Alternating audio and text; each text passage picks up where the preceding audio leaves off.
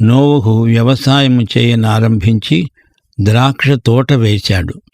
పిమ్మట ద్రాక్షరసము తాగి మత్తుడై తన గుడారంలో వస్త్రహీనుడై పడి ఉన్నాడు. నోవహు ఎలాంటి పాపం చేశాడో చూడండి.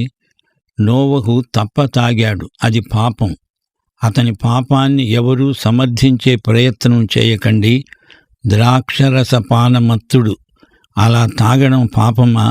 అంతకుముందు ఎవరూ అలా తాగి ఉండలేదు, అది పాపమని చెప్పబడి ఉండలేదే అని కొందరు వాదిస్తారు. జలప్రళయానికి ముందు శీతోష్ణ స్థితుల ప్రభావం వల్ల ద్రాక్షరసం పొంగేది కాదని, అదే అలవాటు చొప్పున తెలియక తాగి మత్తుడయ్యాడని మరో విచిత్రవాదం. అదంతా అలా ఉంచండి. అప్పుడు నోహవుతో కొత్త ఆరంభం, అంతా కొత్తే.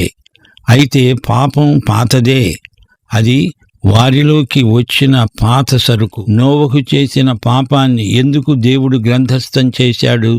ఎందుకంటే దేవుడు వాస్తవాన్ని కప్పిపుచ్చడు, ఉన్నది ఉన్నట్లే రాస్తాడు. నోవహు పాడు పని చేసినా మనవాడేలే, ఈ సంగతి దాటేద్దాము అని దేవుడు అనుకోడు.